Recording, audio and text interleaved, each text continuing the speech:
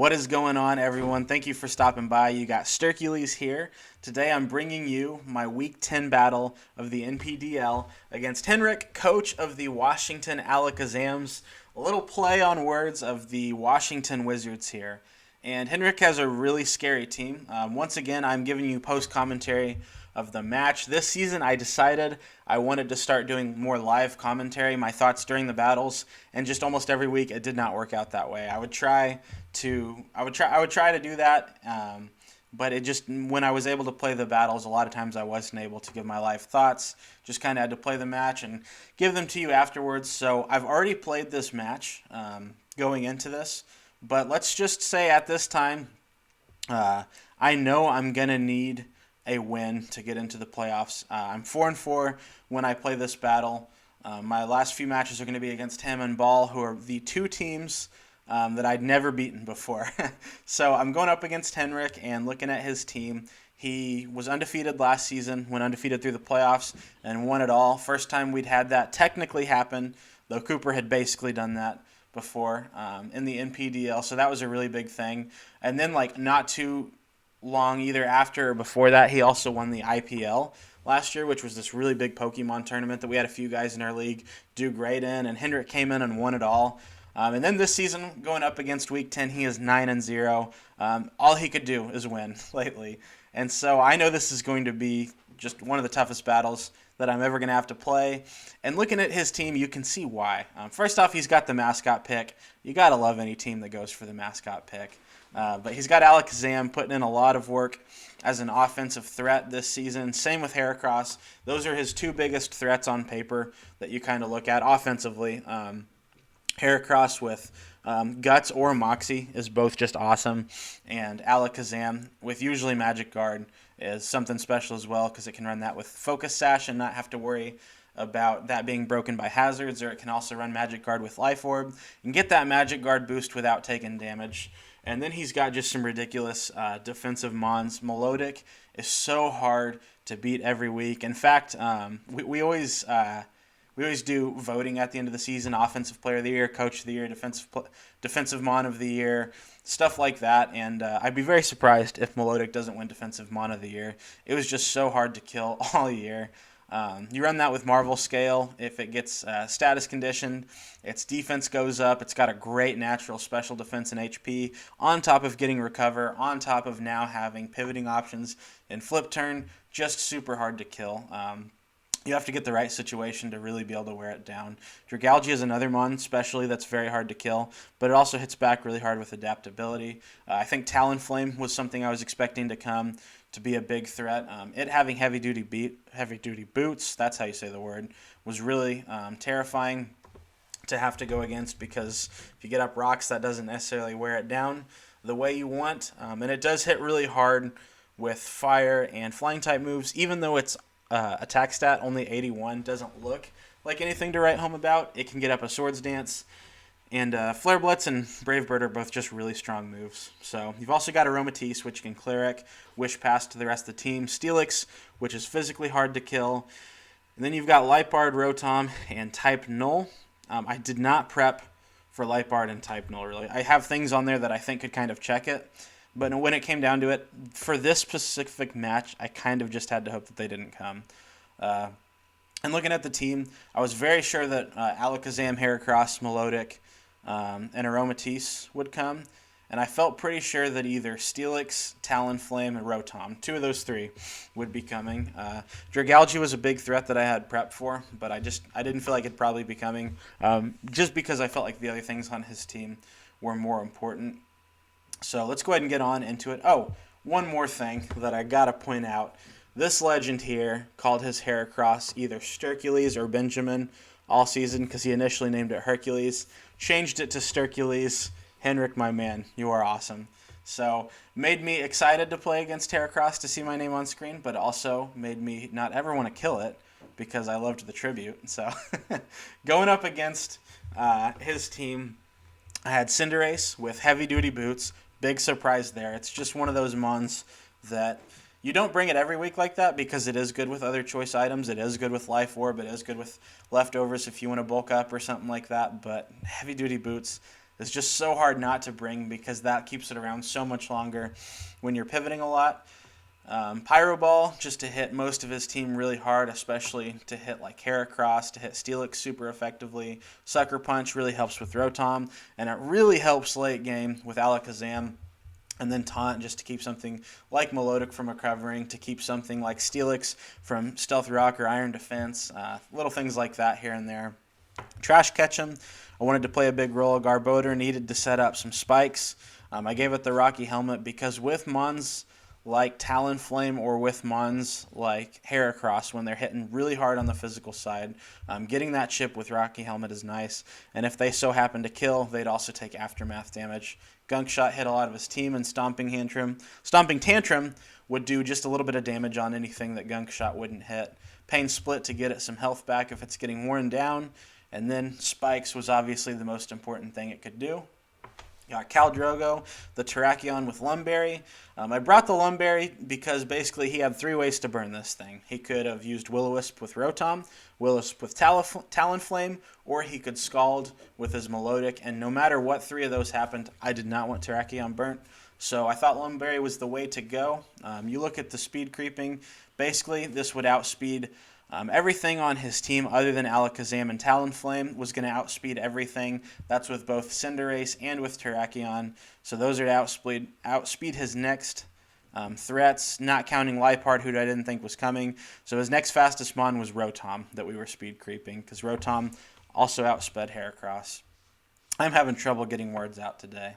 But Swords Dance, Close Combat, and Rock Slide hit almost all of his team for huge damage. And then Quick Attack for if he did want to run some Focus Sash shenanigans with Alakazam, then I'd be able to take him down. Really, just anything. If I had a Swords Dance up, Quick Attack does a surprising amount to a lot of offensive mons if they so happen to be faster. The big heat that I thought was really going to be something that could potentially catch him off guard was the Salic Berry Endure set with Hydreigon. Now, unfortunately, I had to run a positive speed nature because I did want to outspeed Rotom, just in case late game I was at a really low amount of health. I wanted to be faster.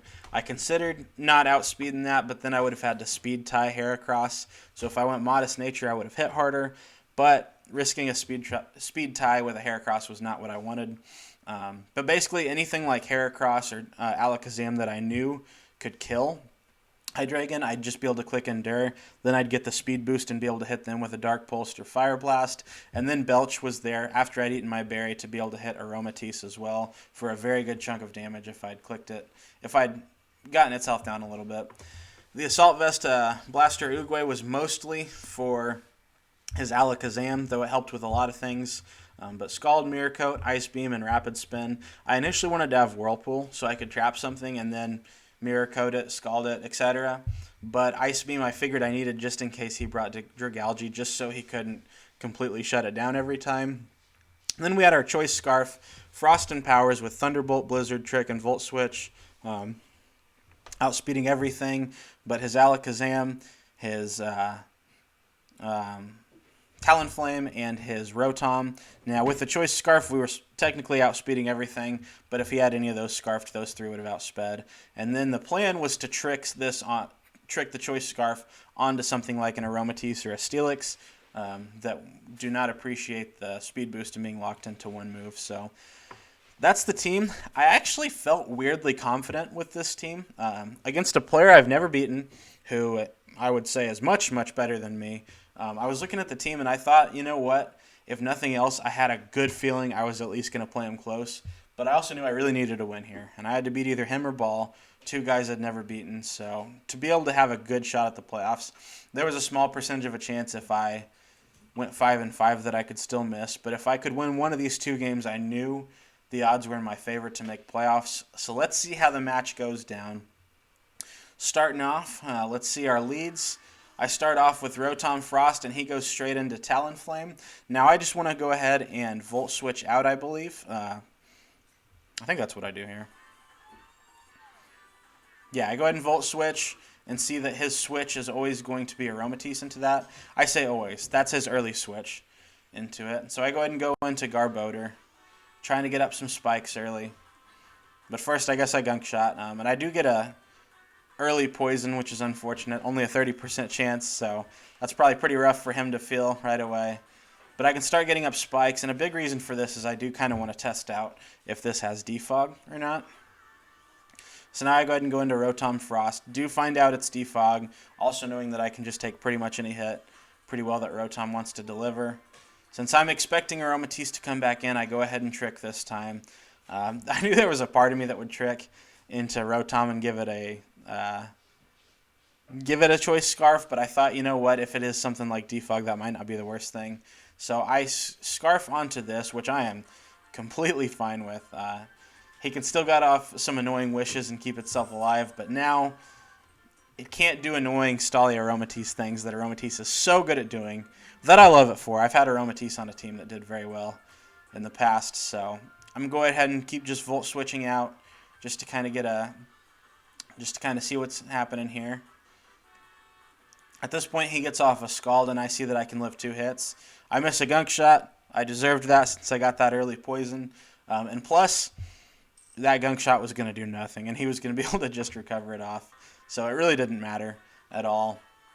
So I go ahead and Pain Split here to get, I think, back up to half health, which is really nice.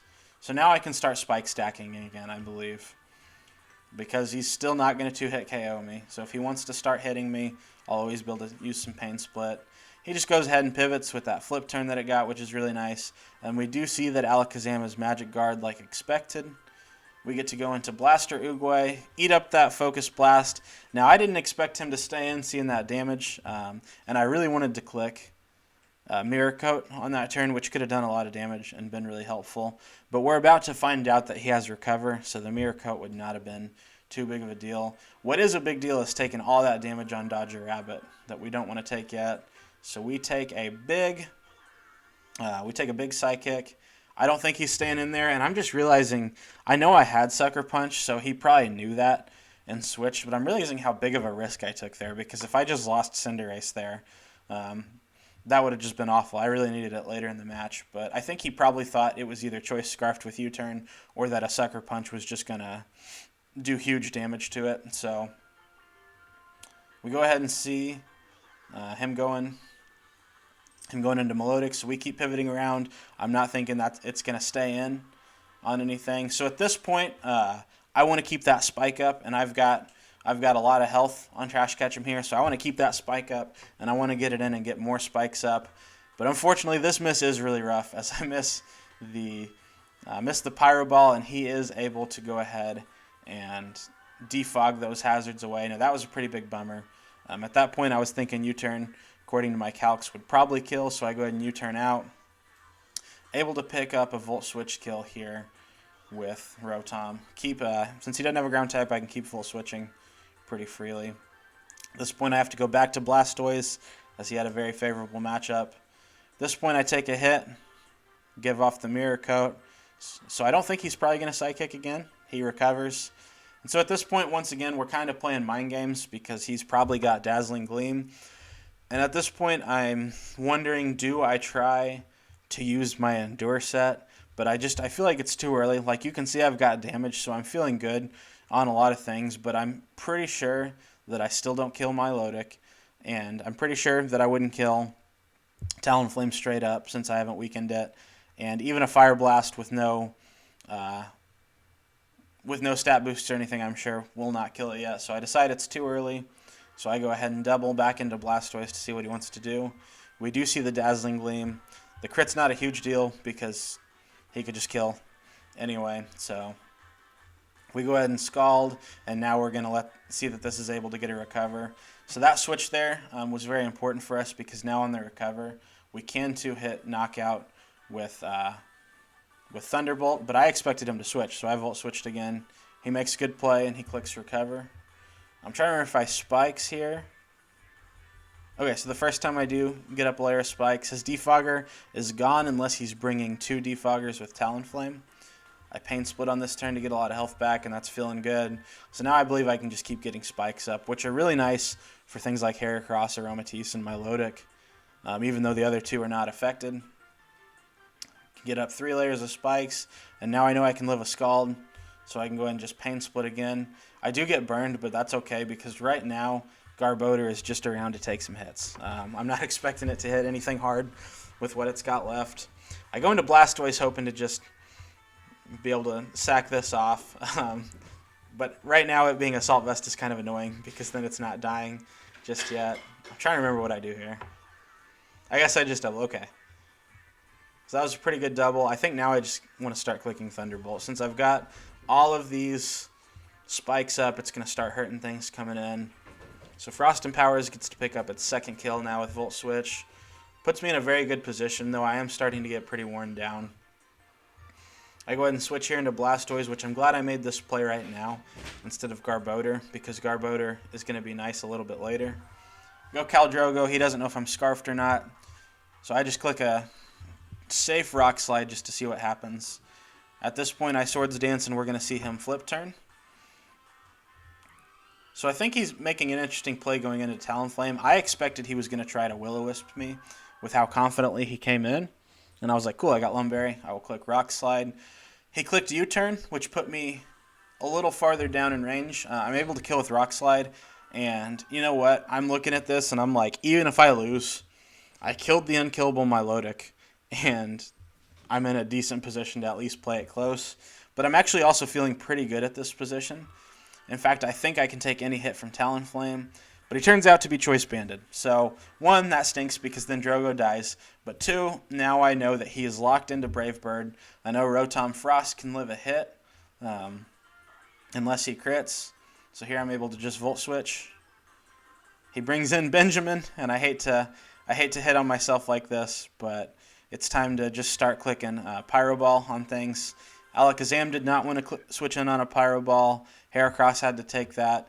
And I believe even Talonflame, a Pyro Ball plus a Sucker Punch, I believe would have killed in this situation. Though I probably would have just switched into Garbodor just to be a little bit safer.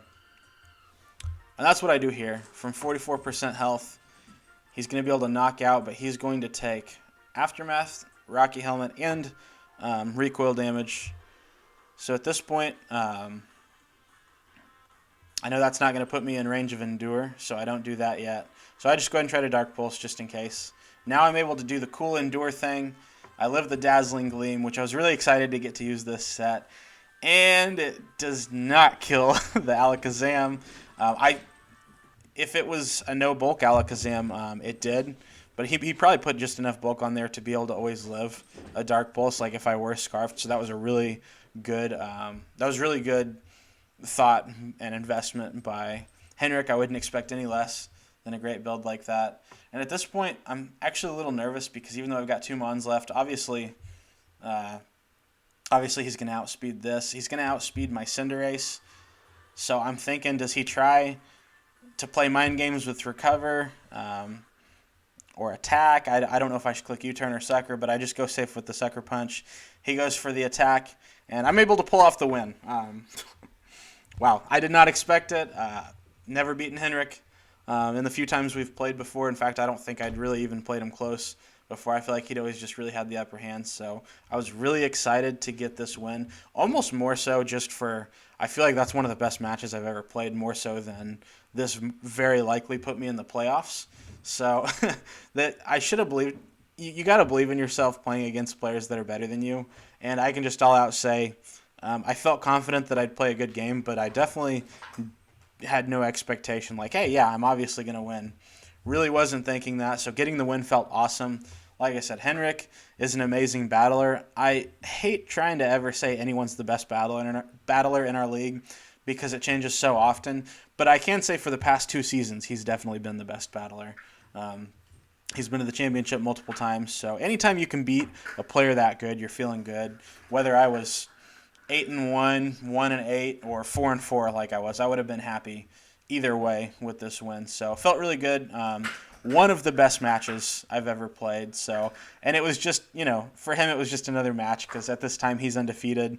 No one's even close in second place really. So he had no chance of losing that. And for me it was a huge deal. So I definitely had a more sense of urgency. And I feel like I showed my hand a lot more where he has probably quite a bit up his sleeve still if we have to play again.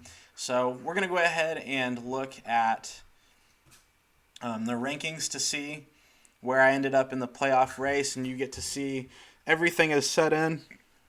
We did make the playoffs. Can we just take a second to appreciate how close this is between spots 4 and 11 was 2 games and less than 10 differential.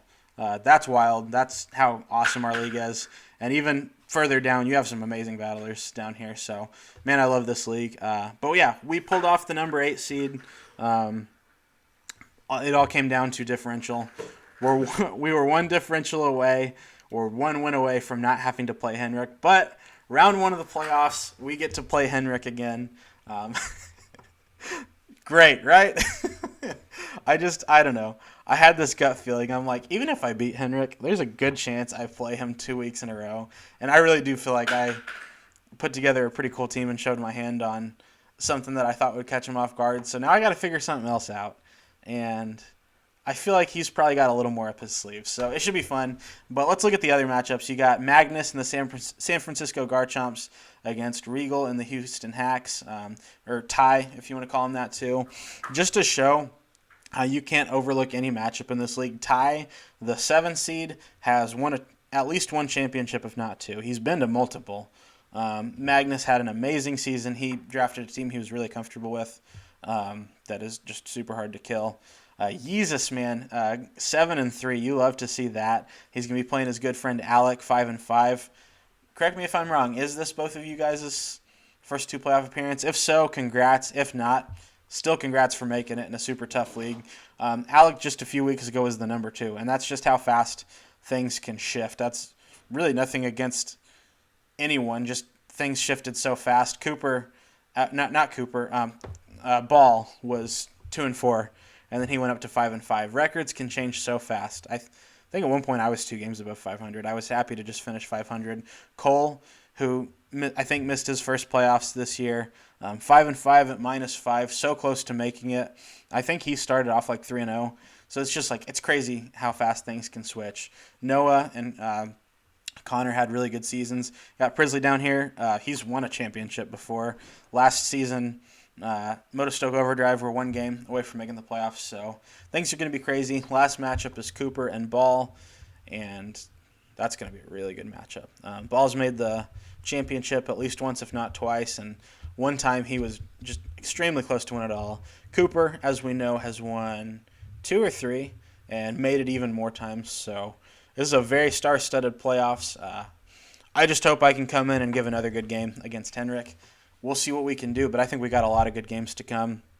If I get knocked out, I might still do some quick playoff coverage just because this league is so fun. And I think it's the best league you never heard of, man. I think it really deserves more. I think it deserves more viewers than it's got. So anyway, I'm going to hop off of here, guys. Thank you so much for watching the battle. If you enjoyed, please leave a like.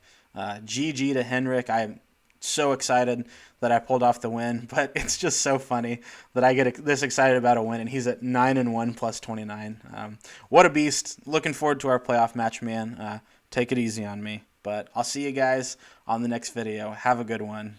Peace.